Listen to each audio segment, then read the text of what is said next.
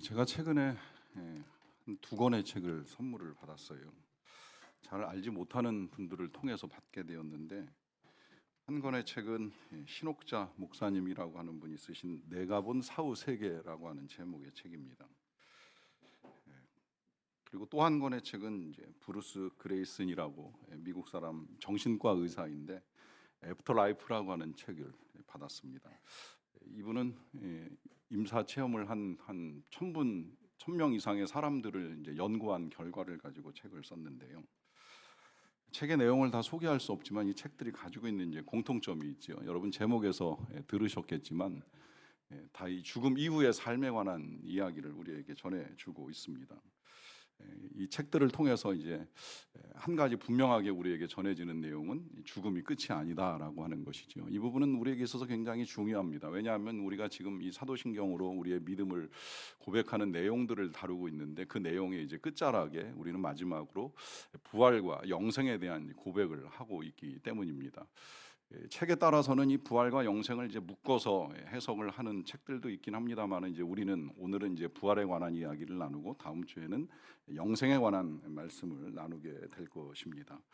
사실 부활을 믿는다는 고백이 어떻게 보면 이제 우리가 앞서 이미 한번 했던 고백입니다. 그건 예수님에 관한 여러 가지 고백들 가운데 우리 예수님께서 다시 살아나심을 믿는다라고 하는 고백을 하였고요.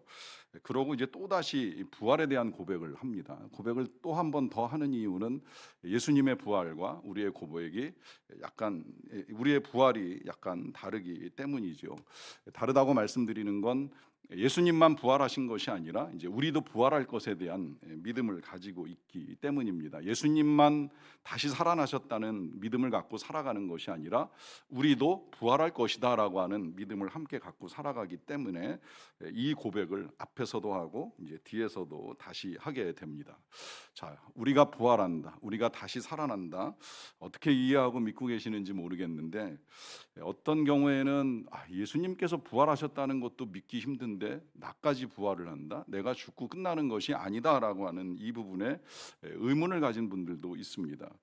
그럼에도 불구하고 우리는 매주 혹은 이제 매일 예배를 드릴 때 만약에 우리가 신앙 고백을 한다면 우리는 이 부분을 이제 분명하게 고백을 하고 있습니다. 예수님만 다시 살아나신 것을 믿습니다가 아니라 나도 우리도 부활할 것에 대한 고백을 하게 되는 것이지요. 그러다 보니까 도대체 나는 어떻게 부활하는 것인가? 죽고 난 다음에 천국에서 다시 깨어나는 것인가? 아니면 뭐 내 뒤에 남겨진 삶의 영향력이나 흔적이 부활인가? 아니면 뭐 나의 지혜나 사상이나 신념이나 이념이 남는 것은 아닌가? 뭐 이렇게까지도 이제 생각을 하고 계신 분들도 있는데요. 우리가 고백하는 이 부활의 내용은 분명하게 몸의 부활입니다. 몸의 부활.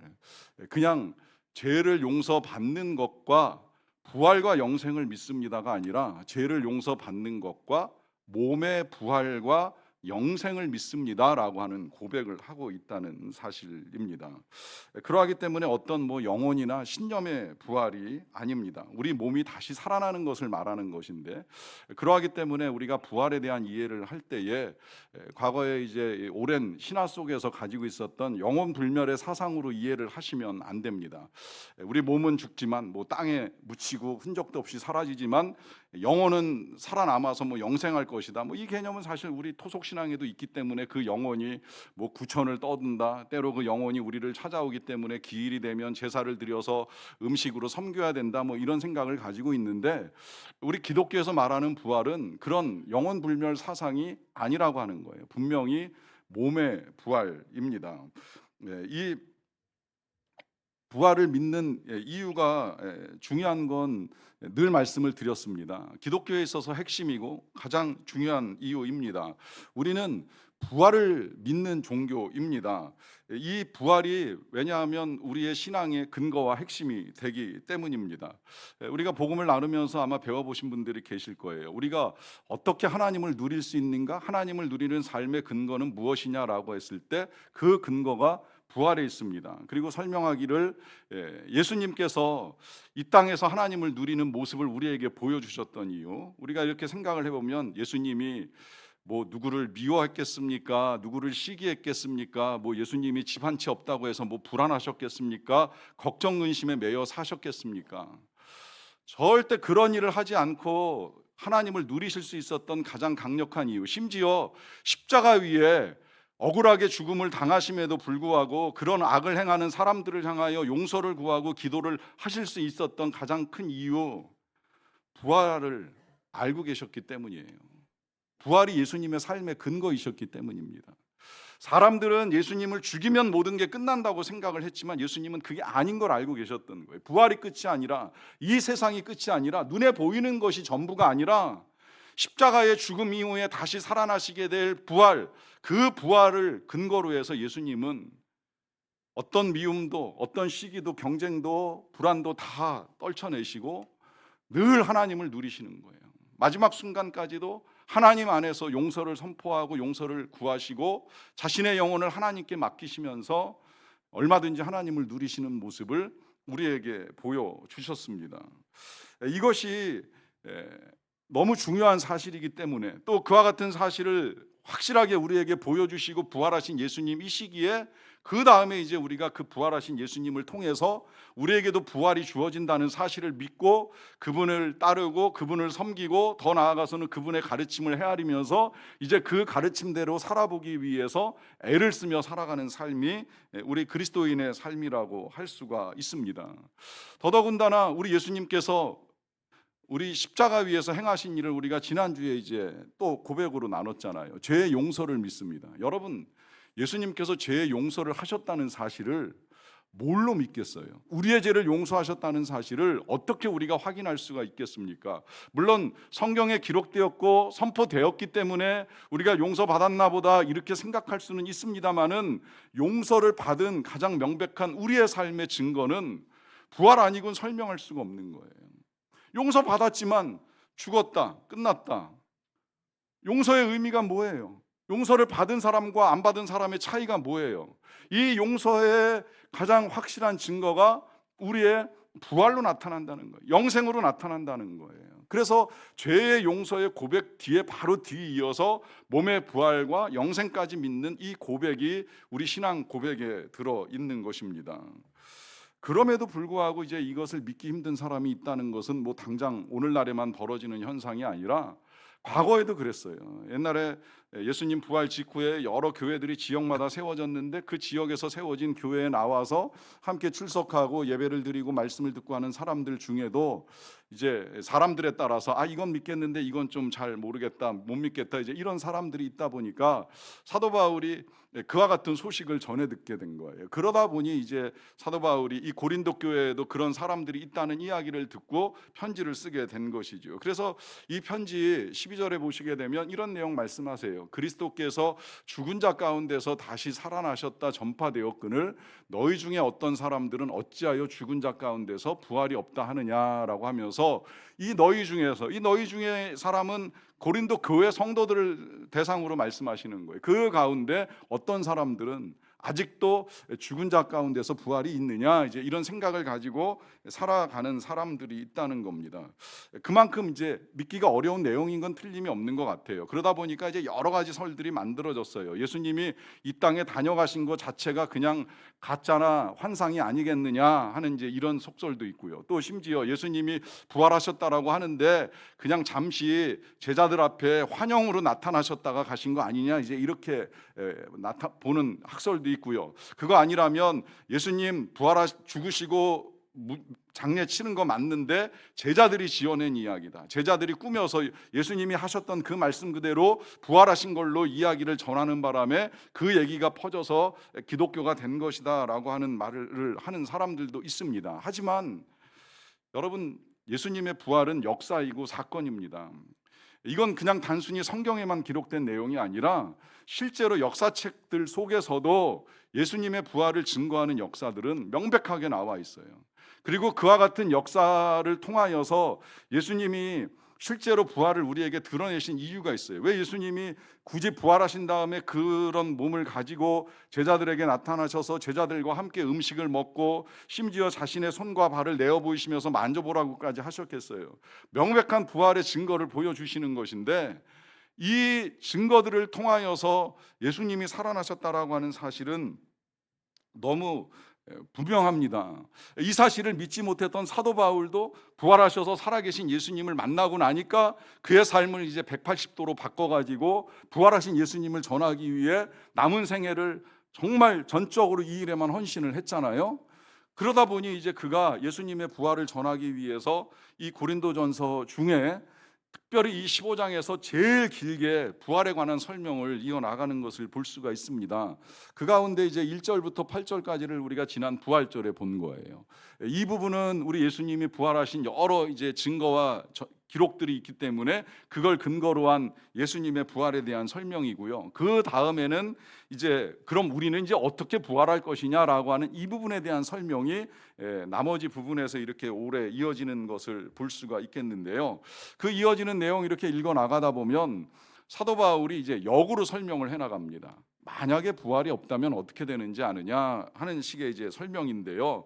만약에 부활이 없다고 하면 그야말로 이제 제일 먼저 자신이 전파하는 것이 다 헛되다라고 하는 것이죠. 더더군다나 사도 바울은 정말 많은 곳을 다니면서 이 예수님의 부활을 증거하기 위하여 애를 썼는데 평생 헛고생했다는 이야기를 하는 거예요. 더더군다나 그렇다면 우리의 믿음도 헛것이다, 이제 이런 말씀도 하시고요. 그렇기 때문에 이 부활을 전하는 우리가 하나님의 거짓 증인이다. 뭐 그렇게 되면 뭐 저도 지금 여러분들 앞에서 이 귀한 날 귀한 시간에 거짓말하는 증인으로 서 있다고 보셔도 틀림없는 사실이 돼버리고 마는 거고요.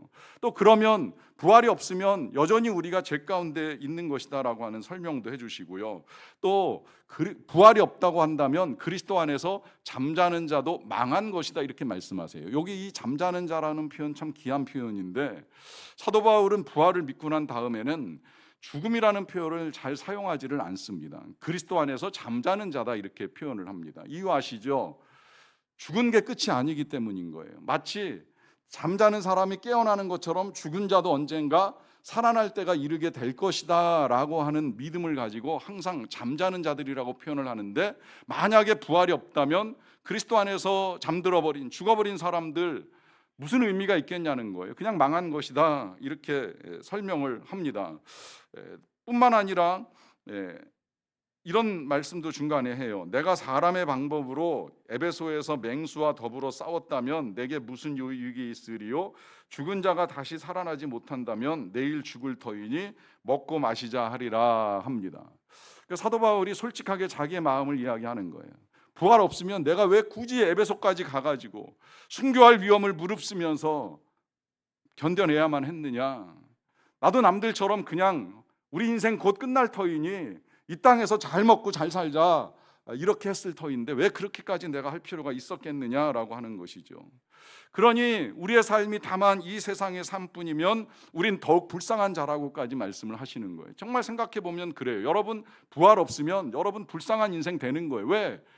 이 좋은 날 남들 다 편안히 쉬고 안식하는 이 일요일에 굳이 이른 아침부터 준비하고 나와가지고 여기 와서 굳이 이렇게 예배를 드리는 이유가 어디 있겠습니까? 부활 없으면 다 소용없는 짓을 하고 있는 거예요. 뭐 이 땅에서 좀 착하게 살아보자고요. 뭐 이 땅에서 복 받아가지고 잘 살아볼 길이 열릴까 싶어서요. 여러분, 예수 믿고 복 받은 사람, 뭐 이 땅에서 잘 사는 사람 있을지는 모르겠지만 사도 바울 예수 믿고 험한 인생 살았습니다.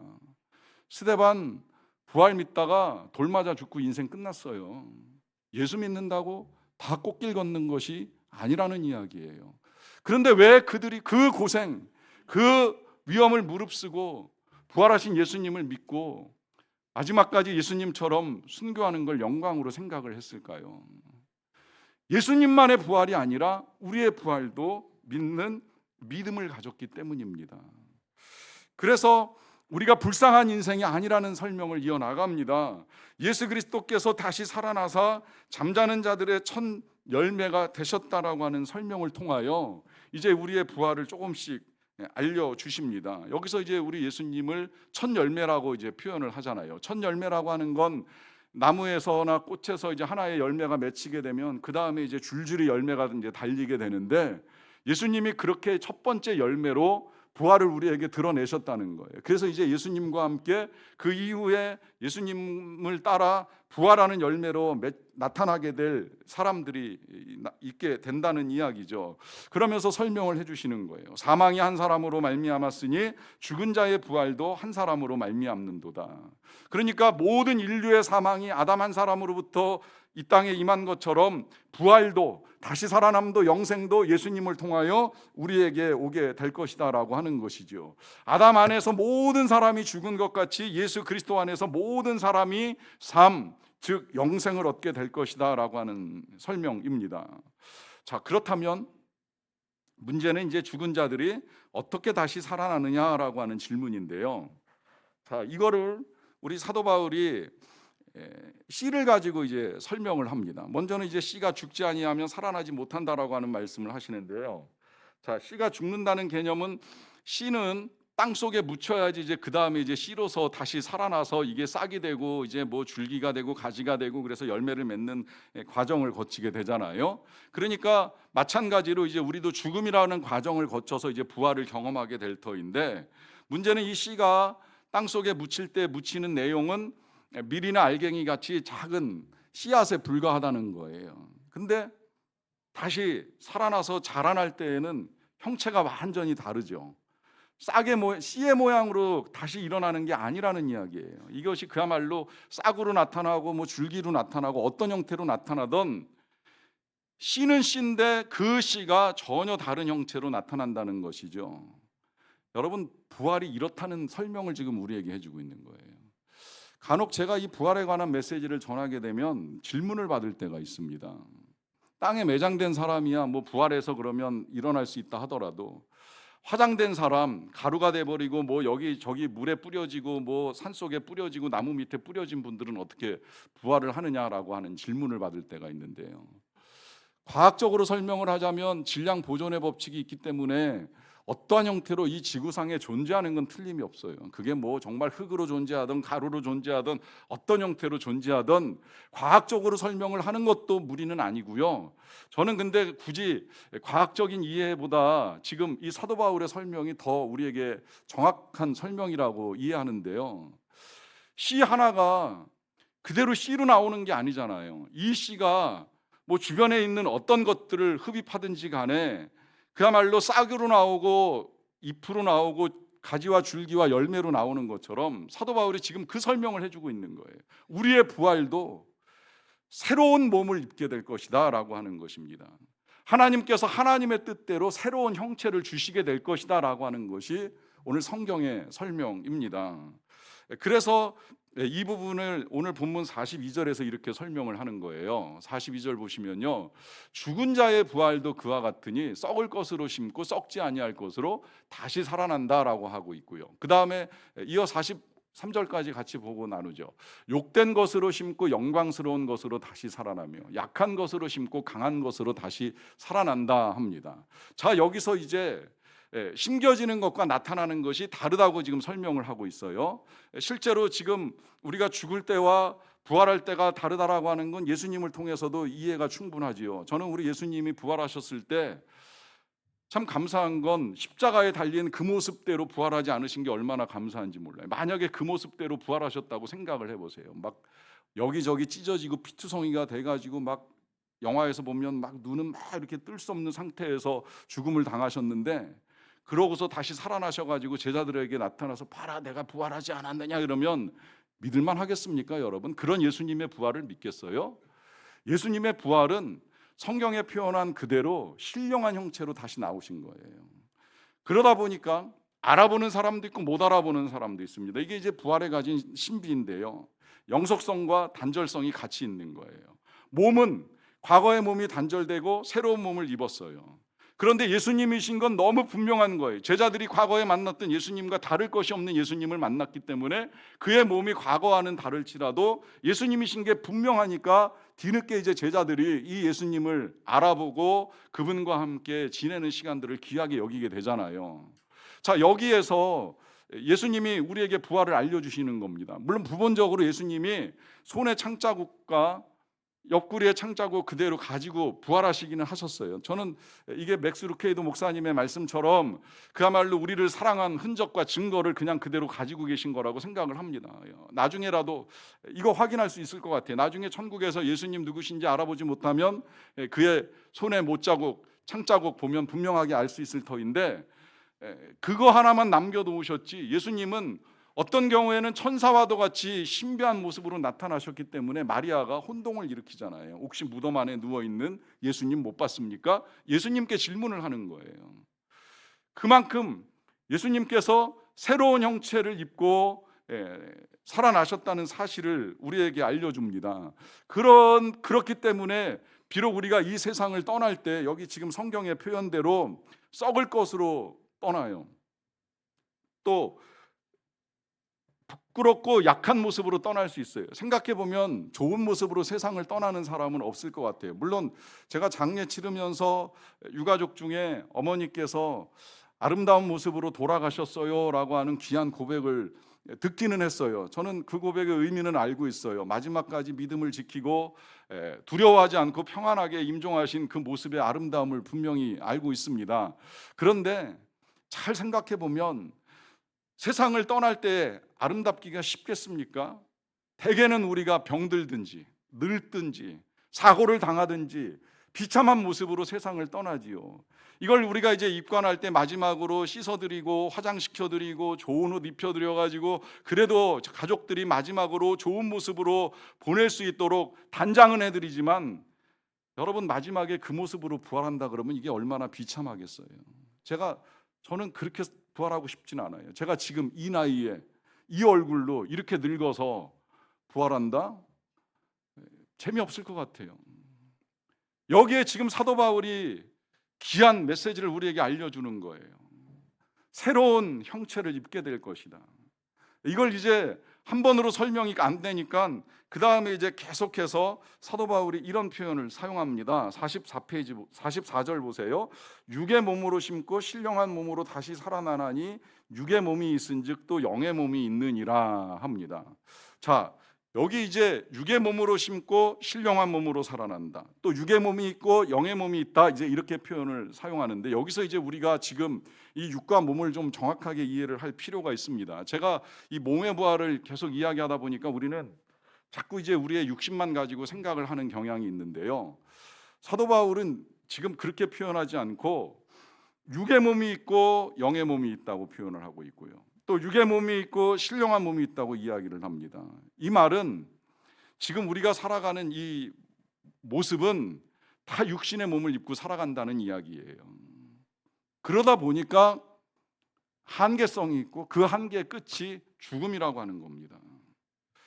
그런데 부활 이후에 이제는 육의 몸을 입고 다시 살아나는 것이 아니라 영의 몸, 그야말로 신령한 몸을 입고 살아난다는 이야기를 지금 해주시는 거예요. 그래서 그 몸은 달라요. 예수님도요, 육신의 몸을 입고 계시니까 십자가에서 죽고 장례를 치를 수밖에 없었지요. 그가 부활하셨을 때 몸은 그 몸이 아니에요. 영의 몸, 신령한 몸을 입으셨으니까 죽지 않고 승천하셔서 지금도 세세토록 살아계시기에 오늘도 찬양대가 살아계신 주라고 외치면서 그분께 영광을 올려드린 거예요. 그 몸을 우리가 입는다는 거예요. 지금 이 몸으로, 이 낡은 몸으로 우리가 다시 태어난다는 말씀을 드리는 게 아니에요. 그야말로 영의 몸, 새로운 몸으로, 신령한 몸으로 우리가 다시 살아나게 될 것에 대한 분명한 약속입니다. 이걸 또 설명하기 위해서 사도 바울은 이제 우리의 부활은 하늘에 속한 이의 형상을 입는다 그러잖아요. 처음에 태어날 때는 땅에 속한 이의 형상을 입고 태어났어요. 이 땅에 속한 이의 형상이라고 하는 건 아담의 형상이에요. 아담이 땅에서 나왔잖아요. 그래서 우리가 그 형상을 입고 태어나다 보니까 결국은 죽을 수밖에 없고 땅에 묻히는 인생이 되었어요. 그런데 부활할 때는 하늘에 속한 이 누구시겠어요? 당연히 예수님의 형상을 입고 태어나는 거예요. 이때 예수님의 형상을 입는다는 건 겉모양만이 아닙니다. 예수님이 가지고 계셨던 그 모든 것, 사랑의 사람으로서, 성령의 사람으로서, 겸손의 사람으로서, 죄악된 본성의 사라진 사람으로서의 형상을 입고 우리가 다시 태어나는 거죠. 그래서 육의 몸은 우리가 이 땅을 살아가는데 필요하기 때문에 여러 가지 에너지를 공급받고 이제 우리가 살아왔다고 한다면, 다시 부활할 때에는 영의 몸을 입음으로 말미암아 부활한 이후에 사는데 필요한 몸을 하나님께서 우리에게 입혀 주실 것입니다. 어떤 형태로 나타나게 될지는 정확하게는 알 수 없어요. 한 가지 분명한 건 예수님이 가지셨던 그 모습처럼 우리에게도 아름다운 모습이 주어지지 않겠습니까? 정말 흠모할 만한 좋은 것이 우리에게 예비되어 있지 않겠습니까? 정말 죽지 않고 썩지 아니할 몸을 하나님이 우리에게 허락하여 주실 것입니다. 죽은 자를 살리시는 하나님의 능력이 예수 그리스도를 통해서 나타났으니 우리가 이 세상을 떠난다고 한들 그것으로 끝나는 것이 아니라 하나님이 우리의 영, 신령한 몸을 다시 우리에게 입혀주신다는 사실입니다. 여러분, 이 믿음, 이 고백이 왜 중요하겠습니까? 이 믿음, 이 고백이 없으니까 자꾸 우리의 삶의 방향이 엉뚱한 방향으로 흘러요. 부활을 믿지 않고 영생을 믿지 않으면 계속해서 우리는 이 세상이 전부인 것처럼 착각하고 살아갑니다. 저는 이게 너무 안타까운 거예요. 갈수록 심해지고 있다는 느낌이 드는 거예요. 우린 그래도 과거에 뭐 부활까지는 아니더라도 미래를 꿈꾸며 소망하며 살아왔어요. 지금 힘들어도 내일을 위하여 오늘을 참는다고 했는데 지금은 정반대잖아요. 그냥 오늘 즐겨라, 지금 현재를 즐겨라, 지금 이 순간이 중요하다라고 하는 메시지가 끝없이 세상에서 우리의 귀에 들려옵니다. 그러다 보니까 하나님을 믿고 부활과 영생의 소망을 가지고 살아가는 우리들조차도 이 땅에서 잘 사는 법을 찾기 위해서 온갖 애를 쓰며 살아가는 시대가 돼버리고 말았습니다. 물론 우리가 이 땅에서도 하나님을 누리는 삶 굉장히 중요합니다. 문제는 하나님을 누리는 삶이 우리의 삶의 기쁨과 평강으로 나타나야 하는데, 여러분 어디에서 기쁨을 찾고 있습니까? 어디에서 평강을 얻고 계십니까? 정말 냉정하게 스스로에게 한번 질문을 해보세요. 나의 평강이 어디에서 오는가? 내 기쁨이 어디에서 오는가? 행여 이 세상의 재미, 아니면 정말 잠시 나를 편안하게 해줄 만한 그 편안함이 평안으로 착각하고 살아가고 계시는 것은 아닌지요? 여러분, 우리의 삶은 잠시 이 세상에서 환난과 고난을 겪는다고 할지라도 장차 우리에게 임하게 될 그 부활의 영광과 좋게 비교할 수 없다는 믿음을 가지고 살아가는 삶입니다. 그러하기에 이 부활의 메시지를 우리에게 전해주시는 사도 바울이 마지막에 우리에게 이렇게 당부합니다. 57, 8절 말씀인데요, 우리 주 예수 그리스도로 말미암아 우리에게 승리를 주시는 하나님, 이 승리는 사망을 이기는 승리를 말하는 거예요. 죽음을 이기는 부활을 말하는 거예요. 이 부활을 우리에게 주시는 하나님께 감사하노니 그러므로 내 사랑하는 형제들아, 견실하며 흔들리지 말고 항상 주의 일에 더욱 힘쓰는 자들이 되라. 너희의 수고가 주 안에서 헛되지 않은 줄을 알미라. 여러분, 우리의 수고가 헛되지 않은 이유가 어디 있겠어요? 우리에게 부활이 예비되어 있기 때문입니다. 그러하기에 항상 견실하고 흔들림이 없는 믿음으로 사시기를 간절히 축원합니다.